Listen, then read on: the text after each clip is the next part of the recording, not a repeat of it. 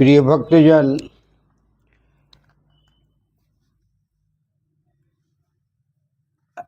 चतुर्थ स्कंद का 7वां अध्याय, आज 8वां अध्याय है। नर और नारायण प्रहलाद के साथ युद्ध होगा। किस कारण हुआ, यही जानने के लिए आज 8वां अध्याय में प्रवेश करेंगे। आप सभी धर्म प्रेमियों, सनातन के इच्छुक, सेवानिवृत्त, आप सब सब्सक्राइब कर दें ताकि मेरा उत्साह बने। इस बुढ़े का उद्धार करना अंत समय में बहुत बड़ा उपकार होता है। आप सब अगर थोड़ा सा श्रद्धा और भक्ति के साथ मेरे ऊपर प्रेम का दृष्टि डालेंगे तो सब्सक्राइब करना कोनो बड़ी बात नहीं है। सब्सक्राइब कर लीजिए और अपने शरण में रख लीजिए ताकि मेरा भी उद्धार हो जाए। बोलिए प्रेम से जगन्नी माता महारानी जोग माया की जय। श्रुतुवाच इति पृषदस्ता विप्रुराज्ञा परिचितेन वह्यो वाच विस्तरात् सर्वं व्यास सत्वति सुधो जन्मजयोऽपि धर्मात्मा निर्वेदं परमं गतः चित्तं दुश्चरितं मत्वा वैराटी तनयस्य वह्यो तस्यै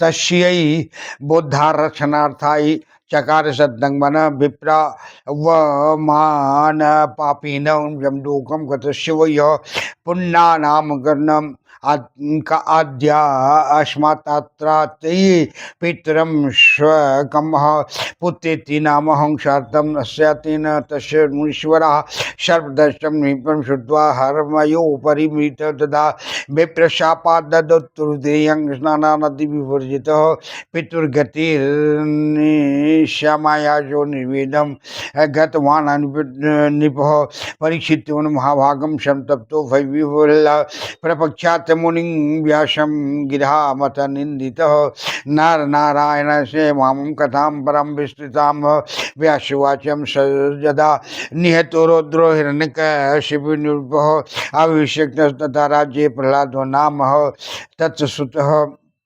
तस्मच्चिता सत्य देतेन्द्र देव ब्राह्मण पूजकी मुखेर्भुव्याम नृपतयो जजंतम सध्यान्विताः ब्राह्मणस्यं तपोधर्म तीर्थ यात्रा से कुर्वती वैश्या च स्वस्वभितस्तथा शूद्रा शुश्रूणिरतः निसंगेन च पाताले स्थापितं श्रूयत दैत्यरातं राज्यं चकारं तत्रैव प्रजापालन तत्पर कदाचित् भृगुपुत्रो यथ चवनाख्यो महतभः जगाम नर्मदा स्नातुं तीर्थम वै व्याहृतिमीश्वरं रेवा महानदी दिश्वा तस्यामावतारात् उत्तरं प्रजग्राह नागो विषभयंकरः गृहीतो भयभीतस्तु पाताले मुनिषत्तमः सस्मारं मनसा विष्णु देवदेवं जगन्नाथनं संस्मृत पुरिकाक्षी निर्विश्व भुन्नमहो रगः न प्रापं चमुनो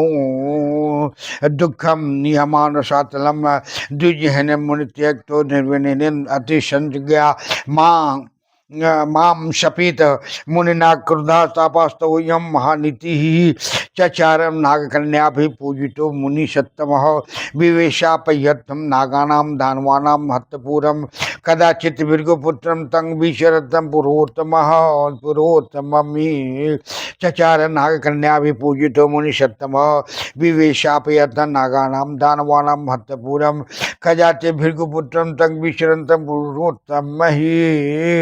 पुरोत्तम ही ददश दैत्यराजो प्रहलादो धर्मवत्सलः दृष्ट्वा तं पूजयामि मुनिं दैत्यपतिस्ततः प्रपक्ष्य कारणं किं ते पातालामगमने वदः प्रेषितो अस्य किमेन्द्रेण सत्यं ब्रूहि द्विजोत्तमं दैत्यविश्वरेण युक्तेन मम राज्य दिदृक्षया चवन्यं वाचं किं मे मग्वतां राज्यानद्यहं प्रेषितः पुनः दूतं कार्यं प्रकुर्वाणं प्राप्त वाननगरी तव विद्धि मां भृगुपुत्रं ताम स्वनेत्रं धन तत्परं मां शंकां कुरुदेन्द्रवाशव प्रसितस्य वह्यः स्नानार्थं नर्मदां प्राप्ता पुण्य तीर्थे निबोत्तमं नाद्यो मेवातवतीर्णो यहं गीतस्य महाहिनः जातो अशो निर्विषम सर्पो विष्णु संग स्मरणाधिव मुक्तोयम तीन नागिन प्रभावता स्मरणस्य वह्य अत्र आगतेन राजेन्द्र मया तप्तम तव दर्शनम विष्णु भक्तोषि दैत्रेन्द्र तद्भक्तम मां विचिन्तय व्यासवाच तन्निशं बद्धं सलक्षणं हिरण्यकशिपुसुतः प्रपक्ष्य पर्यापित्या तीर्थानि विविधानि च प्रह्लादुवाच पृथिव्यां कानि तीर्थानि पुण्यानि मुनिषत्तम पाताले च तथा आकाशितानि नु वद विस्तरात्म चवनम उवाच मनोवाक्यांग युद्धानाम राजतीर्थस्थं पदे पदे तथा मलिन चित्तानां गंगायापि कीटकटा अधिकः प्रथमं चिन्मन्नं शुद्धं जातं पाप विवर्जितं तदा तीर्थानि सर्वाणि पावनानि भवन्ति वै गंगातीरे हि सर्वत्र वसन्ति नगराणि च वज्रा चेकाकरा ग्रामा सर्वे कीटास्तथा परिः निषादानां निवासाश्च कैरवतानां तथा परिः हूनमंग खस्यानां च मलिक्षाणां दैत्यसत्तमः पिबन्ति सर्वदा गंगं जलं ब्रह्मोपमं सदा स्नानं कुर्वन्ति इन्द्रत्रिकालं स्वीक्षयाः जनाः त्रिको अपि विशुद्धात्माना भवितव्यमारिष किं फलं तर्हि तीर्थस्य विषयो बतानां मशुः कार्यं मनम् एवात्र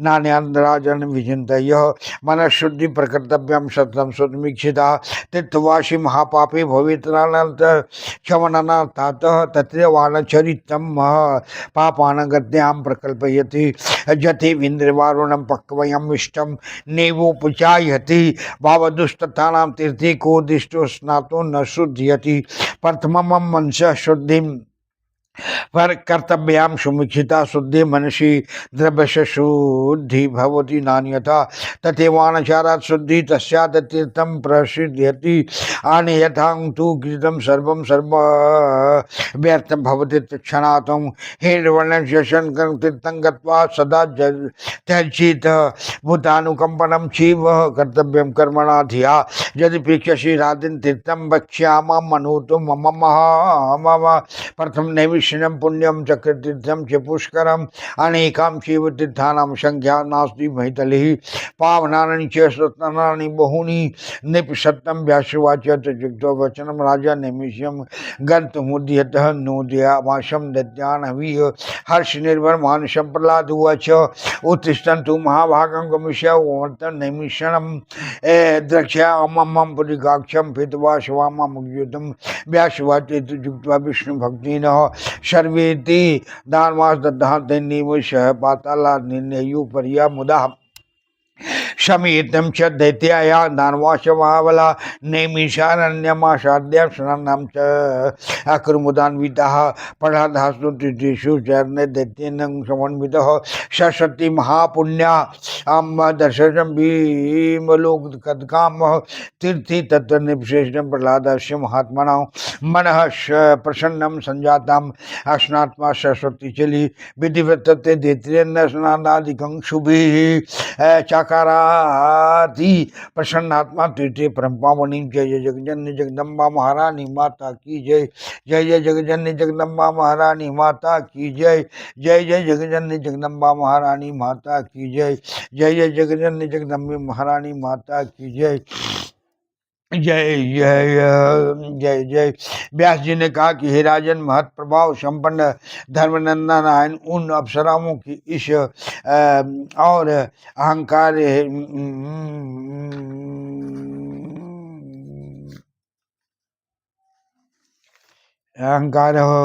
सूत्र जी कह बोले कि तापसगण परीक्षित के पुत्र जन्मेजय की इस प्रकार पूछने पर सत्यवती पुत्र विप्रोत्तम व्यास देव जी ने उन सबको विषयों को विस्तार सहित कहा था।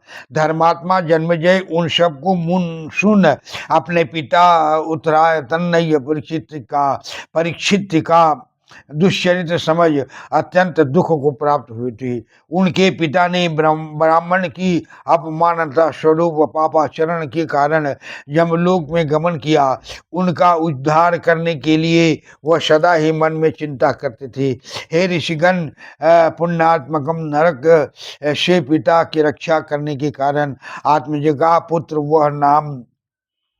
यह नाम हुआ है। अतएव जिस किसी उपाय से पिता की रक्षा करने से आत्मज का पुत्र नाम सार्थक होता है। उत्तरा के पुत्र राजा परीक्षित ने ब्राह्मण के शाप से भय से ब्राह्मण के शाप से आशादान रहित हो महल के ऊपर प्राण प्रत्याग किया है।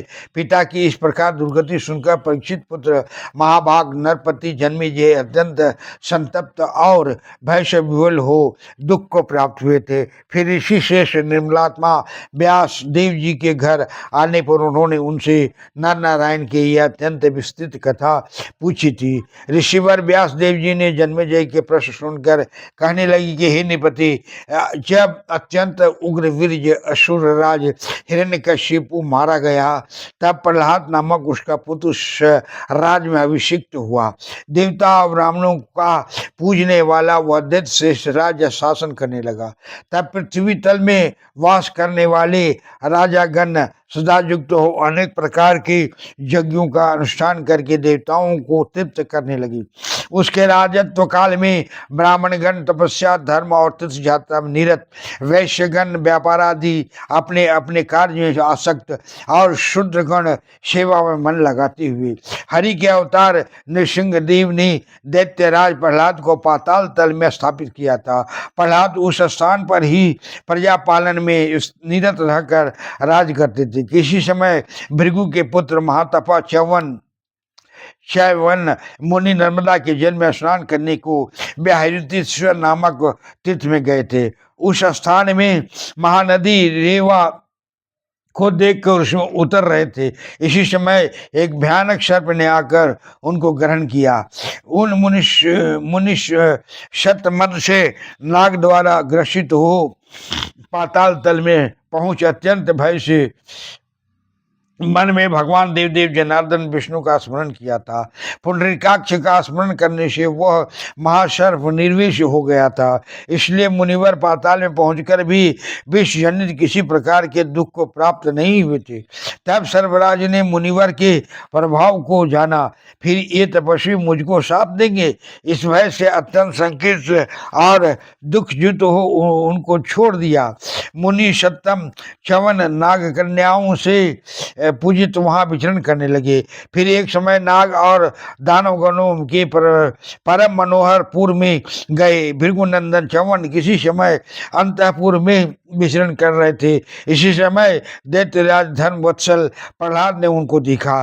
दैत्यराज ने उनको देखकर उस समय उनकी पूजा करी और फिर उनसे पाताल में आने का कारण पूछा।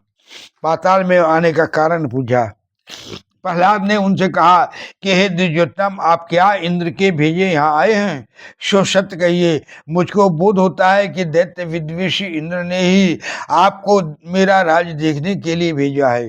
च्यवन ने कहा कि हे राजन, इंद्र के संग मेरा कोई भी कार्य और संगति नहीं है। उनका भेजा दूत कार्य करने के लिए मैं आपकी नगरी में क्यों आऊँगा? आप मुझको धर्म तत्पर ज्ञान नेत्र भृगु का पुत्र च्यवन जानिए। हे दैत्येंद्र, इंद्र का भेजा हुआ जानकर किसी प्रकार की शंका न कीजिए। हे राजेंद्र, मैंने स्नान करने के लिए नर्मदा के पवित्र तट में जाय नदी के जल में उतर रहा था। उसी अवसर में एक सर्प ने मुझको पकड़ लिया। तब मैंने विष्णु का स्मरण किया। विष्णु का स्मरण करने से सर्प ने निर्विष होकर मुझे छोड़ दिया है। हे राजेंद्र, यहाँ आकर आपका दर्शन पाया। आप विष्णु के भक्त हैं, मुझको भी उन्हीं विष्णु का भक्त जानिए। व्यास जी बोले कि हे राजन, हिरण्यकशिपु के पुत्र प्रहलाद ने उनके इस प्रकार मीठे वचन सुनकर परम प्रीति सहित उनसे अनेक तीर्थों का विषय पूछा। प्रहलाद ने कहा कि हे मुनि, सप्तम पृथ्वी में, पाताल में अथवा आकाश मंडल में कौन कौन तीर्थ पुण्यदायक हैं, उन सबका मुझसे विस्तार सहित वर्णन कीजिए। च्यवन ने कहा कि हे राजेंद्र, जिसका देह वाक्य और मन विशुद्ध हो गया है, उसको पद पद में ही तीर्थ है। जिसका चित्त मलिन है उसको गंगा भी कीटक देश से भी अधिक कही गई है। यदि प्रथम मन पाप रहित और विशुद्ध हो तो उसके पक्ष में सब तीर्थ ही पवित्र कर होते हैं। हे दैत्योत्तम सत्यम, गंगा तीर में अनेक नगर बस्ती है। वज्र व घोष आकर ग्राम, क्षुद्र पाली, छोटे ग्राम, निषाद निवास और कैवर्त निवास, हून, मलिक जाति, वंगा जाति, खश जाति विशेष अधिक क्या मलिक्ष गणों के अनेक वास स्थान रहते हैं। वहाँ के निवासी मनुष्यगण अपनी इच्छा अनुसार सदा ही ब्रह्ममय गंगा जल पान करते हैं और उसी जल में स्नान भी करते हैं। हे राजेंद्र, उन सब में कोई भी विशुद्ध आत्मा नहीं हो सकता। तो देखिए, जिसका चित्त विषयों में आसक्त है, सुतराम जो विनष्ट चित्त हो रहा है, उसको फिर तीर्थ का क्या फल हो सकता है। तीर्थादि धर्म कर्म विषय में मन को ही प्रधान कारण जानना चाहिए, अन्य कुछ भी नहीं है। जो शुद्धि की कामना करते हैं उनको शुद्ध करना ही उनका प्रधान कर्तव्य है। तीर्थवासी पुरुषगण तीर्थ स्थान में अन्य व्यक्ति को छल कर महापापी होते हैं। तीर्थ स्थान में पापचारण करने पर वह फिर नष्ट नहीं होता, वरन वह पाप अनंत और अक्षय होता है। जिस प्रकार इंद्र वारुणी का फल पकने पर भी मीठा नहीं हो सकता है, इसी प्रकार जिसके चित्त का भाव दूषित है वह करोड़ बार तीर्थ के जल में स्नान करने से भी शुद्ध नहीं होता। जो कल्याण की कामना करते हैं पहले मन शुद्ध करना ही उनका कर्तव्य है। मन शुद्ध होने पर फिर धर्म शुद्धि, तदंतर आचार शुद्धि और तदुपरांत तीर्थ भ्रमण सिद्ध होता है। इसके अन्यथा होने से तत्काल समस्त व्यर्थ हो जाता है। तीर्थ में जाकर हीन वर्ण के सहित संसर्ग छोड़ बुद्धि और कर्म द्वारा जीव गुणों के प्रति दया प्रकाश करनी चाहिए। हे राजन, आपने पुण्य तीर्थ की कथा पूछा है, अतएव मैं अति उत्तम सब तीर्थों का कथा आपसे कहता हूँ, श्रवण कीजिए। हे निप, पुण्यदायक नैमिषारण्य ही प्रथम है, फिर चक्र तीर्थ और तदुपरांत पुष्कर तीर्थ है। इनके अतिरिक्त पृथ्वी तल में अन्य अनेक तीर्थ हैं, उनकी गिनती नहीं है। हे निरुत्तम, इनके अतिरिक्त भूमंडल में अनेक पवित्र स्थान भी विद्यमान है। व्यास जी बोले कि हे राजन, दैत्यराज प्रहलाद ने उनका यह वचन सुन नैमिषारण्य में जाने के लिए उद्यत हुए। प्रसन्नता पूर्वक दैत्यगणों के से चलने को कहा। प्रहलाद बोले कि हे महाभाग गण, तुम लोग सब उठो, हम सब अभी नैमिषारण्य में जाएंगे। पुण्यकाक्ष पितवासा अच्युत देव के दर्शन कर चरितार्थ होंगे। व्यास जी ने कहा कि हे राजन, विष्णु भक्त प्रहलाद ने जब इस प्रकार कहा तब सब दानवगण मुदित मन हो उनके संग पाताल से निकले। उन महाबल दैत्य और दानव ने मिलकर प्रसन्न चित्त से वहां जाए स्नान किया था। प्रहलाद ने उस तीर्थ में दैत्यगणों के सहित विचरण करते करते महापुण्यदायक निर्मल जल वाली सरस्वती नदी का दर्शन किया। हे नरेंद्र, सरस्वती की विमल जल में स्नान करके महात्मा प्रहलाद का मन प्रसन्न हुआ।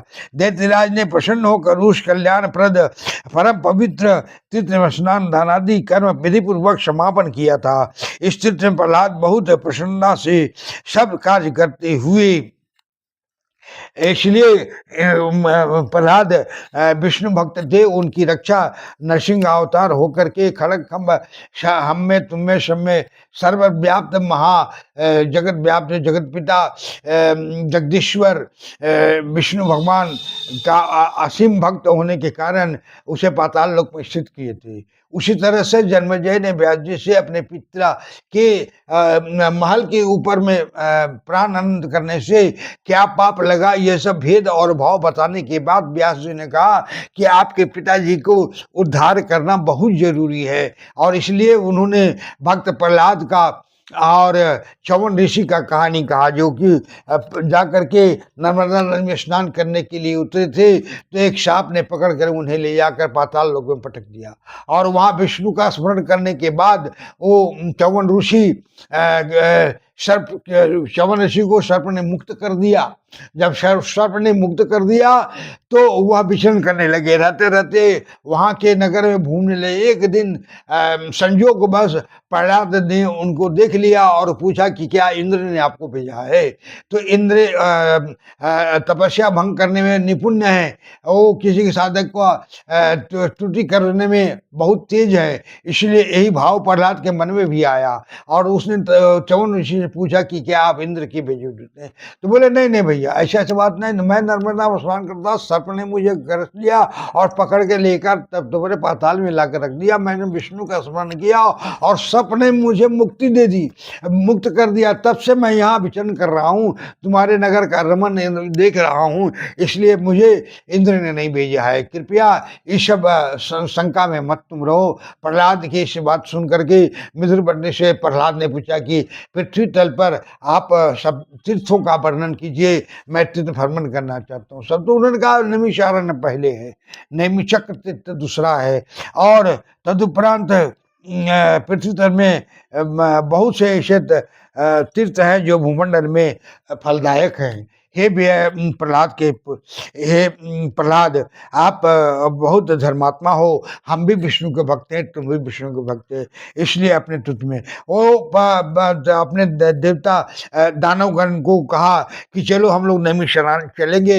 नैमिषारण्य जाकर के उन्होंने तीर्थ में स्नान किया प्रहलाद ने, और वहीं पर सरस्वती नदी दर्शन हुआ, तो सरस्वती तीर में भी स्नान करके दान आदि पुण्य फल प्राप्त करने के लिए उद्यत हो गए। आज की कथा यहीं तक है। धर्म श्रद्धालुगण मूल वृद्धा पर बुढ़े पर थोड़ा दया करें और सब्सक्राइब करके मेरा उत्साह बढ़ाएं, ताकि मैं इस श्रीमद्देवी भागवत महापुराण की कथा सुनाने के बाद शिव पुराण भागवत इत्यादि का कथन आपको सुना सकूं। अगर आप ताकत देंगे, शक्ति देंगे, तो मैं जरूर सुनाऊंगा। अपराध क्रियन्ते और निशमया दास्यमिति मां मत्वा क्षमस्व परमेश्वरी। आवाहनम न जानामि विसर्जनम पूजां चैव न जानामि क्षम्यतां परमेश्वरी। मंत्रहीनम क्रियाहीनम भक्तिहीनम सुरेश्वरी। यत् पूजितं मया देवी परिपूर्णं तदस्मि। अपराध सत्यं कृत्वा जगदं वेति चोचरीत्। यांगति समापनोति न तां परमादेशुरा। शापराधोऽस्मिन् शरणं परापतस्वां जगतं इदानीं कंपोऽहं यत्यक्षसि तथा कुरु। अज्ञानादिभीष्मते पर्यन्तानि निमन्तिकं कृतां तत्र सर्वक्षम्यतां देवी प्रसीद परमेश्वरी। कामेश्वरी जगन्माता सच्चिदानंद विग्रहे गृहनाचामि वां प्रत्या प्रसीद परमेश्वरी। गुह्याति गुह्यवते त्वं विनाशमस्तु कीर्तं जपं सिद्धर्भवतु देवी तत्प्रसादात् सुरेश्वरी।